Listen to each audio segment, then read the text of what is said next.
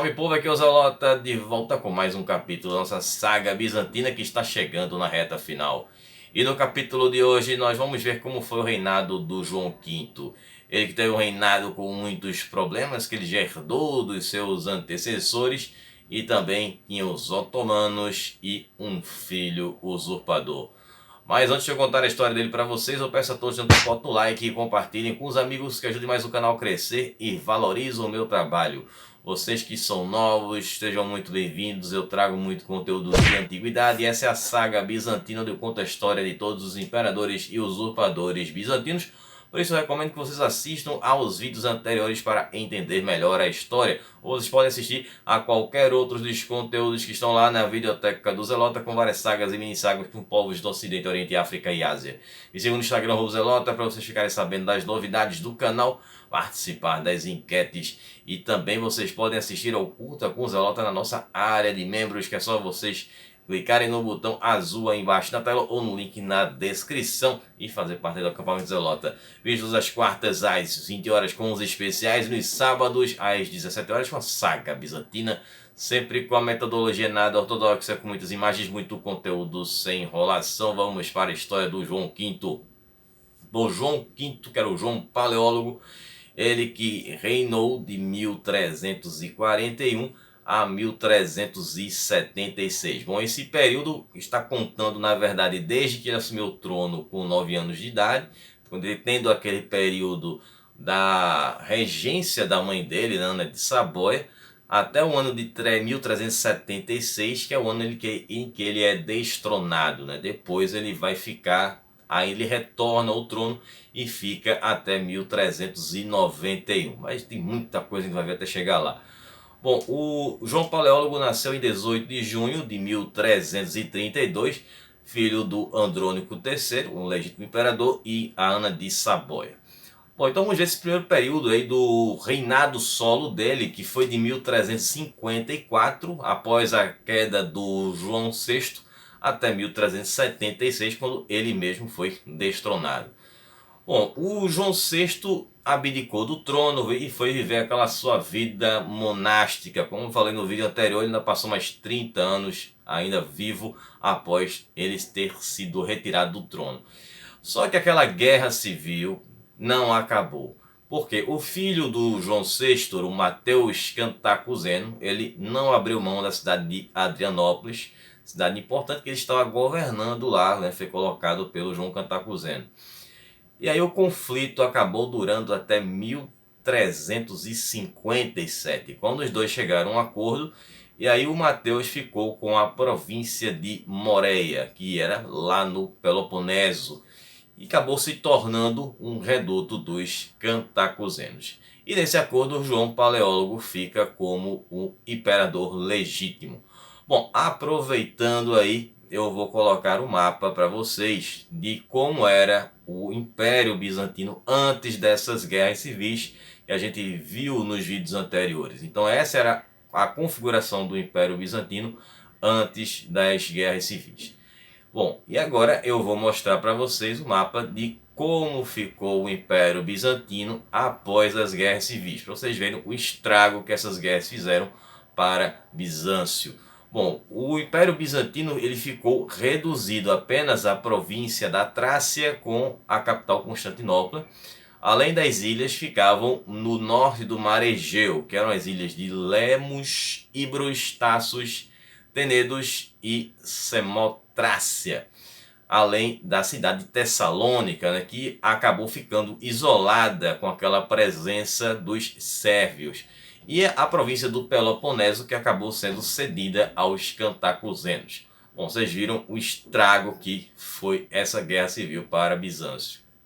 Bom, no final da década de 1350, o João V ele vai se dedicar à diplomacia para poder lidar com os inimigos externos. Então ele vai acabar pedindo ajuda aos estados ocidentais, que eram católicos, e principalmente para Roma.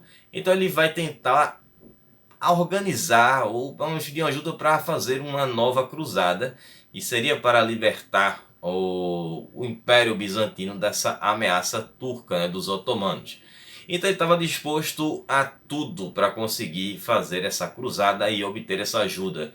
E o principal seria abrir mão de sua própria fé e se converter ao catolicismo. Bom, enquanto João estava em viagem para negociar, os turcos tomavam ali os últimos requisitos do Império Bizantino e eles conseguiram conquistar Didymoteico em 1361. Depois também teremos a queda de Adrianópolis, mas veremos mais na frente. Bom, a ajuda do Ocidente chegou com o Amadeus VI de Saboia, que era conhecido como o Conde Verde. E ele inclusive era tio do João V, né, pelo sobrenome de Saboia, veio de Saboia, a mesma terra da mãe dele, Ana. E aí ele chega em águas bizantinas no ano de 1366. Então ele consegue conquistar Galípoli, né? Vou colocar mais uma vez o mapa aí. E a cidade acabou sendo devolvida aos bizantinos. E também ele reconquista a região de Zagora, que ficava ali na Bulgária, às margens do Mar Negro, ao norte de Constantinopla. Bom, essas conquistas acabaram separando o Império Otomano de sua porção asiática da porção europeia. E com isso eles vão fazer com que essa parte do Império Otomano que ficou na Europa se tornasse independente da maior porção do Império Otomano na Ásia, e com isso vão ter chefes que vão surgir e vão se tornar ali tribos, né? Esses chefes que eram chamados de beys, que eram esses governantes aí. Bom, essas vitórias acabaram animando o João V e ele parte nessa viagem para Roma em 1368, onde lá ele acaba se convertendo ao cristianismo. Mas essa conversão foi uma conversão pessoal, apenas o João se converteu ao catolicismo, e isso não seria necessariamente que o povo bizantino também se converteria, mas era um primeiro passo para que acontecesse essa unificação entre as duas igrejas. Bom, e aí depois, aproveitando que ele estava na Itália, ele foi até a República de Veneza, onde lá ele foi tentar fazer um acordo de paz e acabou tendo um problema, que era o seguinte: ele tinha feito umas dívidas para fazer essa viagem de Constantinopla até Roma. Ele viajou com os venezianos. E aí os banqueiros venezianos que tinham cedido dinheiro para ele foram lá fazer essa cobrança da dívida. E aí ele não tinha como pagar essa dívida e acabou ficando preso em Veneza até que alguém fosse levar o dinheiro e pagar essa dívida para que ele pudesse retornar para Constantinopla. Então o João V ele vai pedir ajuda ao seu filho mais velho, o primogênito Andrônico, que estava como regente lá em Constantinopla. E aí o que o Andrônico fez? Ele negou ajudar o pai e resgatar o pai e pagar a dívida. E aí o que aconteceu foi que o outro filho do João, que era o Manuel, que foi até Veneza e pagou essas dívidas que o João tinha, e com isso os dois retornam para Constantinopla. Bom, durante essa ausência do João, foi quando os turcos começaram a atacar ainda mais, com mais intensidade, e aí eles derrotaram os senhores da Sérvia lá na Macedônia, que era um território que os sérvios ganharam do Império Bizantino durante essa guerra civil. Não foi nenhuma, foram 2, 3 guerras civis que a gente viu aí nos últimos vídeos. E aí eles acabam conseguindo entrar nas regiões da Macedônia que eram a Tessália e também o Épiro. Bom, aí nem tudo foi ruim no reinado do João V, vamos ver pelo menos a parte das reformas que ele fez. Bom, uma dessas reformas que o João fez para resolver as questões financeiras do Império Bizantino foi a confecção de uma nova moeda que continuou sendo o hiperpério, mas deixou de ser de ouro e passou a ser de prata. E essa moeda entrou em circulação no Império Bizantino e ficou até a queda de Bizâncio, no caso da queda de Constantinopla e, consequentemente, o fim do Império Bizantino. Bom, uma outra reforma que ele fez foi uma reforma fiscal, que acabou sendo muito importante, e a outra foi a reativação da produção agrícola, que havia sido interrompida durante a Guerra Civil. Então o que ele fez foi construir fortificações que iriam proteger os camponeses, assim também como as plantações. Essas construções elas foram financiadas pelos governadores locais e também o dinheiro veio das reservas financeiras do Império. Bom, e a outra coisa foi a transferência da população para povoar as regiões que haviam sido afetadas pela Guerra Civil e também pela Peste Negra, que assolou ali por volta de 1368, como a gente viu lá no vídeo anterior. Não só Constantinopla, mas também as outras regiões na Europa Ocidental. Bom, aí dando sequência à questão da usurpação, que foi justamente o motivo que levou o Andrônico a não ir resgatar o pai, no caso, pagar aquelas dívidas. Bom, esse período do João em Veneza acabou esfriando essas relações que os bizantinos estavam tendo com os ocidentais. E aí tivemos essa vitória dos turcos na Macedônia, que acabou sendo de certo ponto positiva para os bizantinos, porque enfraqueceu o poder dos sérvios na província e chegou até ser, em parte, depois reconquistada pelos bizantinos. Mas o poder otomano ele vai aumentar ainda mais e a pressão sobre Bizâncio aumenta. Bom, e como mencionei agora há pouco, o Andrônico não quis ajudar o pai a retornar para casa pagando as dívidas, justamente porque ele tinha usurpado o trono em 1373. Então ele fez uma aliança com o filho do Murad I, que era também conhecido como Divino, que foi o primeiro otomano, o primeiro imperador otomano a utilizar, no lugar do nome de Bey, o título de Bey, a utilizar esse título de sultão. Então, um iria usurpar o trono do pai, assim como o outro também. No caso, o Andrônico iria usurpar o trono do João V e o filho do Murad I, o de sultão. E aí, os dois pais acabam se unindo, né? Inclusive, o Murad I acaba ajudando o João V a retomar Constantinopla. O Andrônico passa até a utilizar o nome de Andrônico IV, já que ele agora era o imperador usurpador. Bom, o João V consegue destronar o filho, o Andrônico IV, e acaba prendendo o Andrônico IV lá em Constantinopla. Assim como o filho do sultão também foi preso. E aí o sultão que tinha ajudado João V nessa empreitada contra os filhos usurpadores de cada um, sugere que eles punam os seus filhos. No caso, Murad disse que iria cegar o seu filho, e assim ele fez. Tem a história de que o João V disse que faria o mesmo, mas que ele teria cegado apenas um olho do Andrônico IV. Bom, tenho minhas dúvidas, até porque o Andrônico IV não termina a história por aqui. E aconteceu que essa ajuda do sultão acabou custando caro para Bizâncio, que possivelmente teve que pagar tributos aos otomanos. Cederam um grande exército para o João V e é possível até que Bizâncio tenha começado já a pagar um tributo aos otomanos nessa época. Isso vai acontecer mais na frente, isso aí vai ser certeza, mas não se tem uma certeza se isso realmente aconteceu nesse momento dessa ajuda que o Murad I deu para o João V. Bom, e aí com essa usurpação do Andrônico IV, obviamente aconteceu uma mudança na linha sucessória, com o Manuel ficando no lugar do Andrônico na linha sucessória, sendo o herdeiro do trono bizantino. E aí os anos se seguiram após essa rebelião e acabaram sendo de forte presença dos otomanos dentro do território bizantino. Essa aliança com Murad I fez com que muitos turcos começassem a frequentar as cidades bizantinas. Em 1376, o Andrônico V ele conseguiu escapar da prisão e teve o apoio dos genoveses.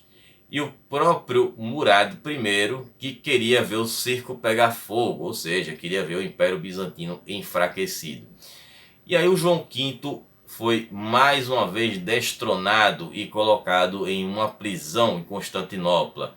E em pagamento à ajuda do sultão, o Andrônico IV deu para ele Galípoli, que havia sido reconquistada ali pelo tio do João V, durante ali o reinado do João V. Bom, os otomanos agora puderam reconectar os seus territórios asiáticos com os territórios lá na Europa.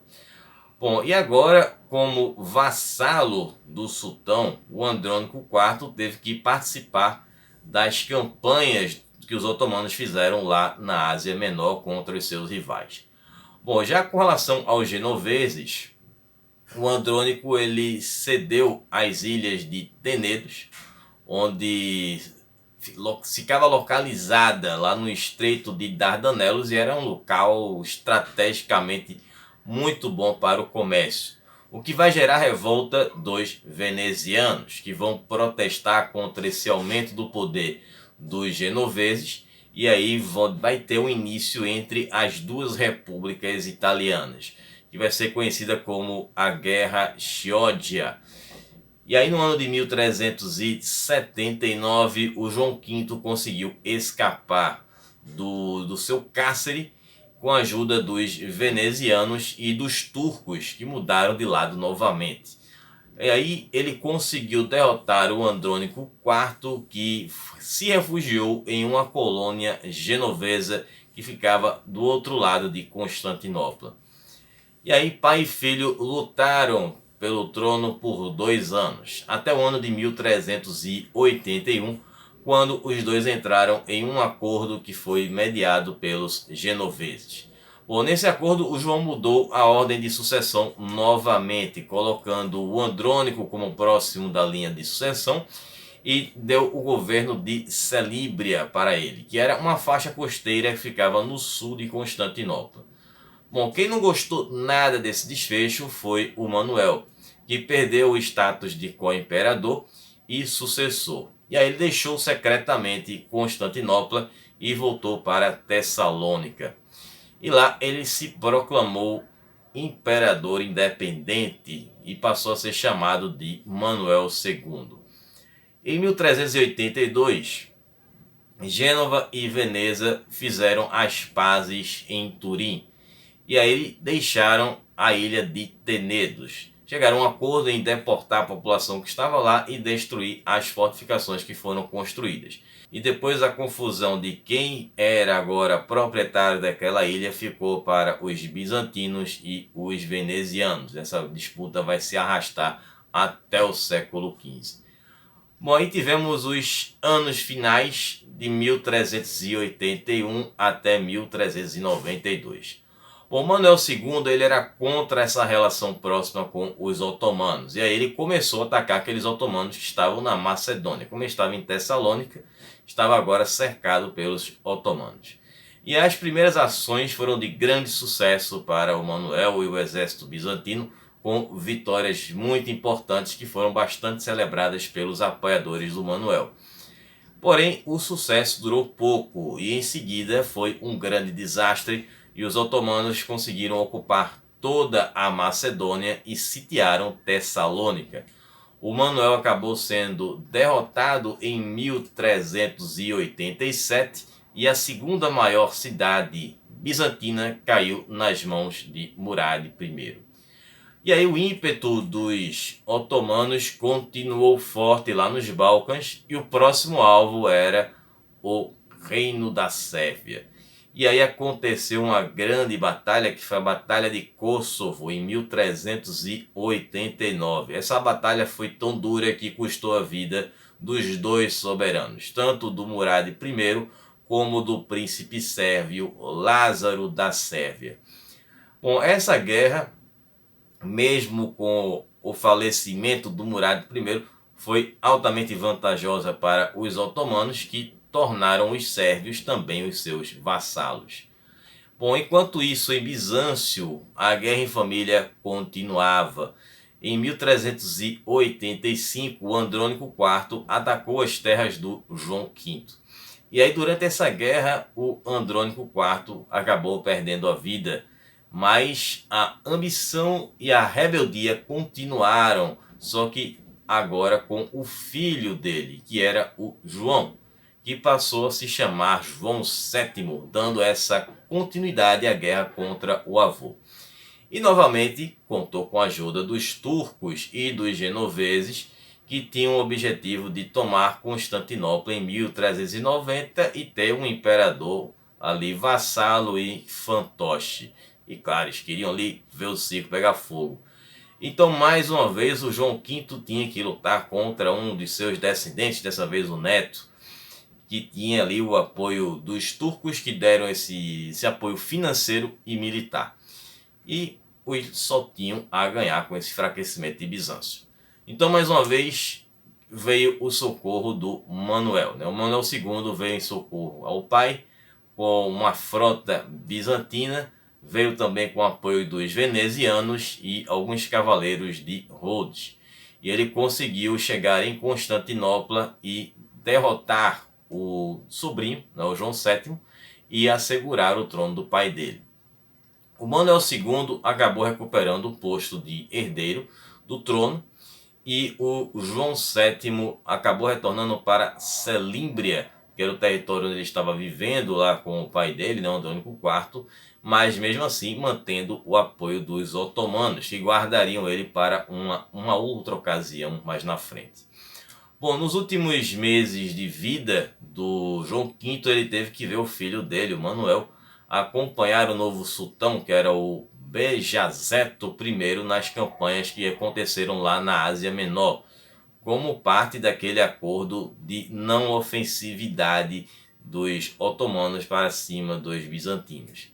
E nessa época, a cidade de Filadélfia, que era a última cidade cristã na Ásia Menor, foi tomada. Não sabe se foi exatamente nessa campanha, mas acredita-se a esse ano. E aí o Manuel II estava no acampamento do sultão quando ele recebeu a notícia do falecimento do João V, e ele tinha contraído a gota, aquela doença que acontece nas articulações. Enfim, naquela época, infelizmente, muitas pessoas iam a óbito por conta dessa doença, hoje que é altamente tratável. E aí ele tinha recebido uma carta da mãe dele, dizendo para que ele retornasse imediatamente para Constantinopla para assumir o trono, antes que o sultão colocasse o João VII no trono e desse início a uma nova guerra civil. Bom, o Manuel, inclusive, chegou a ficar preso por lá, mas ele aproveitou a noite e conseguiu fugir para chegar em Constantinopla e assumir o trono. Depois de 30 dias de viagem, o Manuel II chega em Constantinopla e se torna o novo imperador bizantino e o penúltimo. Depois nós veremos muita coisa sobre ele no próximo vídeo. Bom, espero que vocês tenham gostado, que vocês tenham entendido. Estarei retornando na próxima quarta-feira com a terceira parte da história do Pompeu Magno. Vamos ver mais de suas viagens, campanhas contra os piratas e também suas viagens lá para o Oriente. E também para quem é assinante do Acampamento Zelota, Curta com Zelota já está aí disponível para vocês. Então nos veremos agora na próxima quarta. Um abraço do Zelota. Até lá. Falou, pessoal.